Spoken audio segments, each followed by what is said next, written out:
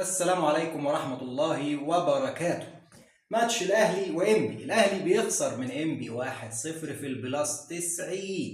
الماستر أوف سسبنس يا أهلي.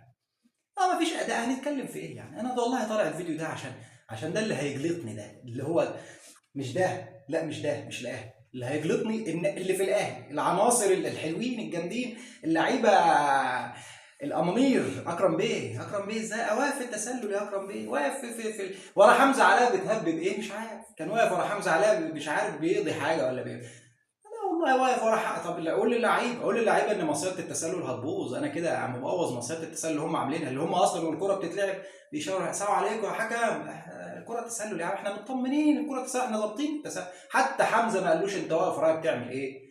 ايه يا عم ده؟ ايه العشوائيه وايه اللي هتقول لي بدله ولا ناشئين؟ هو في ناشئين؟ هو الاهلي اصبح فيه قطاع ناشئين اصلا؟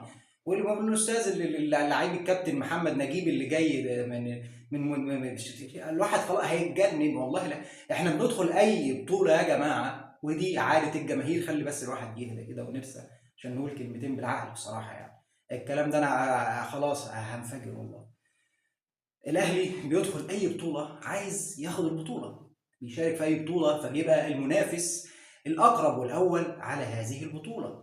ولكن ما نراه مؤخرا يا ساده ليس هو المعتاد من النادي الاهلي. في الدوري كلكم عارفين القصه، ولسه اللجنه الاولمبيه ما ردتش، والزمالك صعد وقال انا هشتكي، الاهلي هيعمل انا هعمل وهسوي.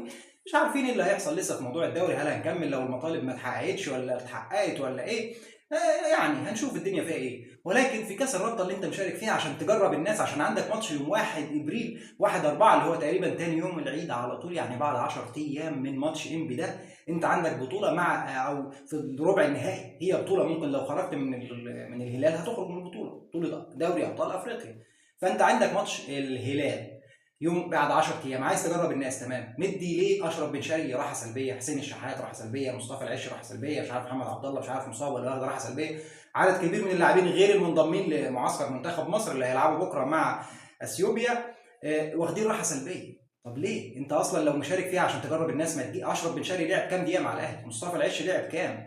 حسين الشحات يعني الوحيد اللي يستحق هو امام عاشور. ماشي، امام عاشور تعب وشارك كتير وكان بيشارك المباراه كلها وعنده ارهاق وعنده بتاع، ماشي يا سيدي. ولكن اشرف بن شرقي ليه بتريحه لما انت عايز تجرب وعايز تعمل؟ هتلعب بالناشئين دي قدام الهلال السوداني؟ انت ما عندكش ماتشات، هي الماتشات دي اللي هتجرب فيها لحد ما تلعب قدام الهلال. عندك الماتشات بتاعه الكاس الرابطه دي اللي انت خليت انبي، ما شاء الله انبي بقى متصدر المجموعه 3 نقط. انبي الاخير في الدوري اللي مجموعته هو المجموعه الثانيه، مجموعه الهبوط، انبي رقم 0 فيها اللي هو من تحت خالص، هيهبط انبي كده كده.